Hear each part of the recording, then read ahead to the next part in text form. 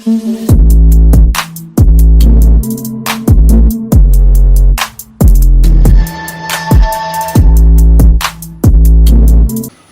പൈസ ചോദിക്കാനാവോ? എന്തായാലും എടുക്കാം.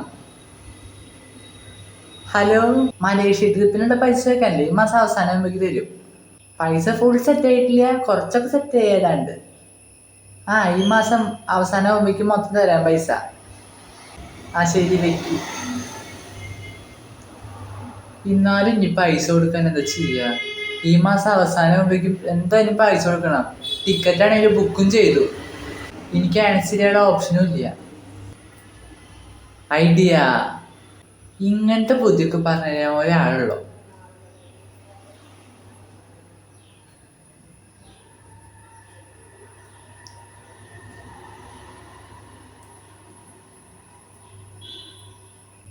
ഹലോ, ഞാനിപ്പോൾ ഒരു പ്രധാനപ്പെട്ട കാര്യം പറയാൻ വിളിച്ചത്. എനിക്കൊരു സഹായം വേണം.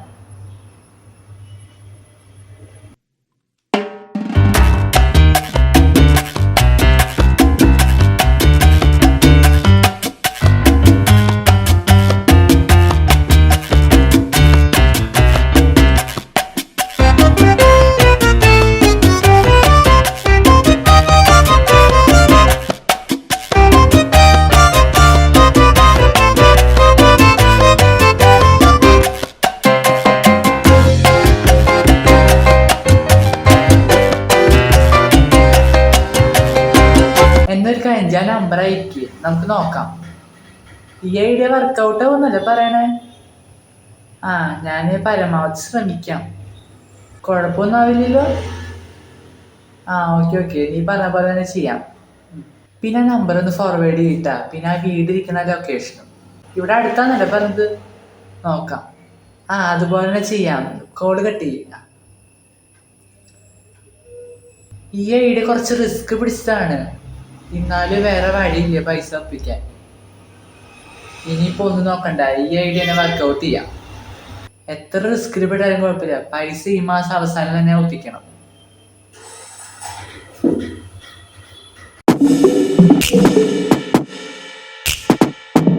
ഇതെന്നെ മതി ബാഗ്. കവറിഞ്ഞെടുത്ത് ശരിയാവില്ല. കവറാകുമ്പോൾ പെട്ടെന്ന് തുറന്നു നോക്കും. ഇതാകുമ്പോൾ തുറന്നു നോക്കാൻ സാധ്യതയില്ല. ഇതിലെന്തെങ്കിലും കുറച്ച് വെയിറ്റ് ആയ വരെ സാധനങ്ങൾ വെച്ചാൽ ഓക്കെ ആവും. അപ്പോൾ ഇതന്നെ മതി ഫിക്സ്. ഇതിവിടെ ഇരിക്കട്ടെ, ബാക്കി കാര്യങ്ങളൊക്കെ പെട്ടെന്ന് തന്നെ ചെയ്യണം.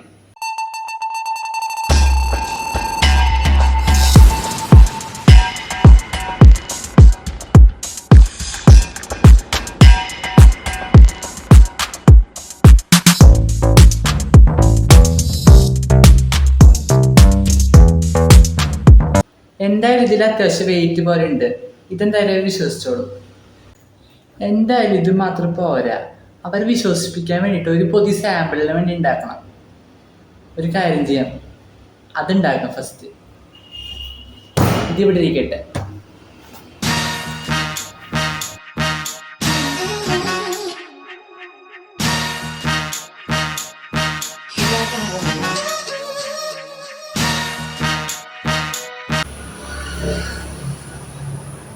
ലൊക്കേഷൻ കണ്ടിട്ട് ഇതാ വീട് തോന്നുന്നുണ്ട്. ലൊക്കേഷൻ അവസാനിച്ചു. ഇവിടെ വെച്ചിട്ടാണ് ലൊക്കേഷൻ അവസാനിക്കുന്നത്. ഇതാവും ഇപ്പൊ വീട്. എന്തെങ്കിലും കേറിച്ച് നോക്കാം.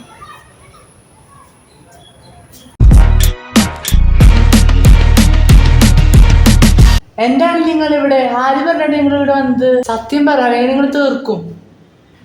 ചോദിക്കേണ്ടി കയറിയതൊന്നും തോന്നല കേട്ടോ. ചോദിക്കേണ്ടി കയറിയത് അങ്ങനെ പുറത്താരെയും കണ്ടില്ല. പിന്നെ ബുക്കിങ്ങിന് സിസ്റ്റം കണ്ടു. പക്ഷെ എനിക്ക് നിങ്ങളാണ് കണ്ടത്. അതിന് എന്താ, നിങ്ങൾ പേടിക്കണ വെച്ചിട്ടൊന്നുമില്ല. ഇതൊരു 10 കിലോ മയക്കുമരുന്നിൻ്റെ ഇതാ.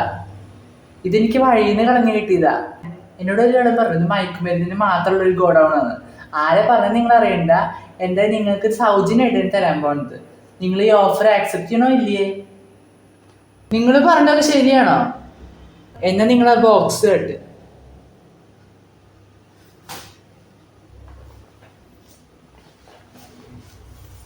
10 കിലോ എന്നല്ലേ പറഞ്ഞത്?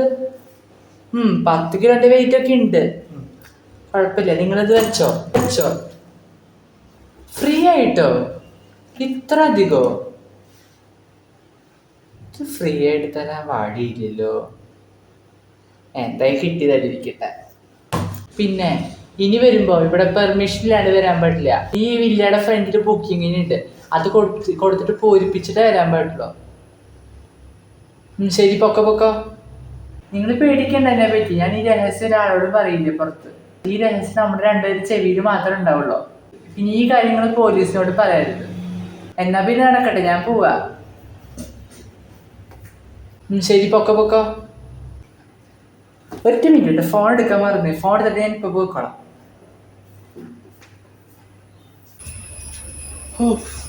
വിചാരിച്ച പോലെ കാര്യങ്ങൾ നടന്നു. ഫേക്ക് പാക്കറ്റ് കൊടുത്തിട്ട് ഒറിജിനൽ പാക്കറ്റ് കിട്ടി. ഇതെന്താ, ഞാൻ നമ്പറിലേക്ക് അയച്ച് കാര്യങ്ങളൊക്കെ പറയണം. ഞാൻ പേടിച്ചു റെക്കോർഡിങ്ങിന്റെ കാര്യം. ഭാഗ്യത്തിന് പെട്ടാനെ എന്തായാലും കിട്ടിയിട്ടുണ്ടൊക്കെ. എന്തായാലും ഒക്കെ കിട്ടിയിട്ടില്ലെന്ന് കുട്ടി തന്നെ കഷ്ടപ്പെട്ടതാ. ഒക്കെ കിട്ടിയിട്ടുണ്ട്. ഇനി പെട്ടെന്ന് പോയിട്ട് പ്ലാൻ വർക്കൗട്ട് ചെയ്യണം ബാക്കിയുള്ളത്. ഇനി ഇത് വെച്ച് ഞാൻ ഒരു കളി കളിക്കും.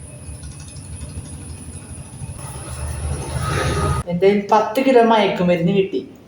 ഇതിന് നല്ലൊരു ഓഫർ ജീവിതത്തിലേ ഇല്ല. അവര് പോയിട്ടുണ്ട്, അതായത് നോക്കി ഒക്കെ തുറന്നു. എന്താ, അവരെന്നെ പറ്റിച്ചു. പേപ്പർ, തുണി, മാങ്ങാതോല, തേങ്ങാകോല ഒക്കെ ഉണ്ട്, മയക്കുമരുന്നില്ല.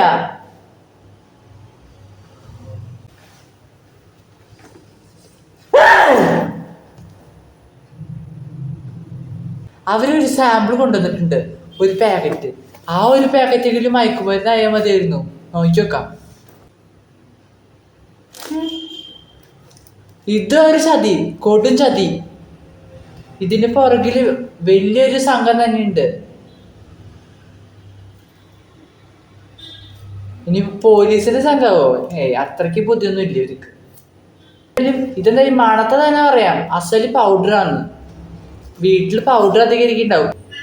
അത് തന്നെ ഇതിൽ ബുദ്ധി പ്രയോഗിച്ചു വന്നതാ ഒരു വീട് കണ്ടപ്പോ.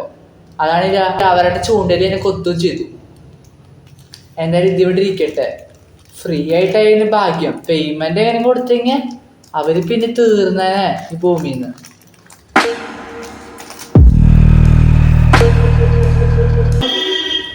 ഹലോ, നമ്മൾ വിചാരിച്ച പോലെ കാണുന്നു കാര്യങ്ങളൊക്കെ. ഫേക്ക് പാക്കറ്റ് കൊടുത്തത് ഒറിജിനൽ പാക്കറ്റ് കിട്ടി എനിക്ക്. പിന്നെ റെക്കോർഡിങ് സേഫാണ്, റെക്കോർഡിങ് എടുത്തു. അവർക്ക് തുടക്കം ഒരു സംശയം ഉണ്ടായിരുന്നു. പിന്നെ 10 കിലോ മയക്കുമരുന്ന് എടുത്തപ്പോൾ അയാൾ ആകെ ഒരു കണ്ണ് അന്താളിച്ചു. പാക്കറ്റിന്റെ പിന്നെ ഞങ്ങൾ തമ്മിൽ ഡീലിങ്സിന്റെ റെക്കോർഡിങ്ങും പിന്നെ ആ വീട് സ്ഥിതി ചെയ്യുന്ന കറക്റ്റ് ലൊക്കേഷന് അയച്ചു തന്നില്ലേ, അതും നമ്പറും അടക്കം. നീ ഇപ്പം അയച്ച നമ്പറില്ലേ, ആ നമ്പർക്ക് അയച്ചു കൊടുക്കാം. എൻ്റെ പൈസയുടെ സെറ്റാവില്ലേ? ഓക്കെ. അങ്ങനെ കാര്യങ്ങൾ സെറ്റായി. ഞാൻ അയച്ചു കൊടുക്കട്ടെ, ഫോട്ടോ എടുത്ത് അയച്ചു കൊടുക്കാം.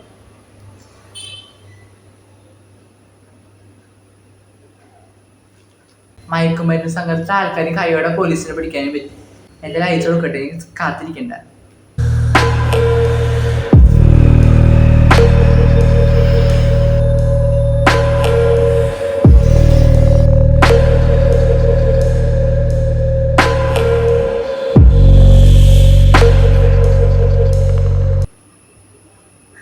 മെസ്സേജ് കണ്ടു. 4 പേര് ഗൂഗിൾ പേ അയച്ചിട്ടുണ്ടല്ലോ. പഞ്ചായത്തിന്റെ വക 50 ലക്ഷം, പോലീസിന്റെ വക 50 ലക്ഷം, അപ്പൊ 1 കോടി. പിന്നെ ഗവൺമെന്റിന്റെ വക 50 ലക്ഷം, അപ്പൊ 1.5 കോടി. പിന്നെ ഡ്രഗ്സ് ഡിപ്പാർട്ട്മെന്റിന്റെ വക 50 ലക്ഷം, അപ്പൊ 2 കോടി രൂപ. 2 കോടി രൂപ ടോട്ടല്. അപ്പൊ മലേഷ്യത്തെ ട്രിപ്പിന്റെ പൈസ സെറ്റായി. എന്താ, ഇനി വൈകിക്കണ്ട, ഈ 2 കോടി രൂപ ഇപ്പൊ തന്നെ അയച്ചെടുക്കാം.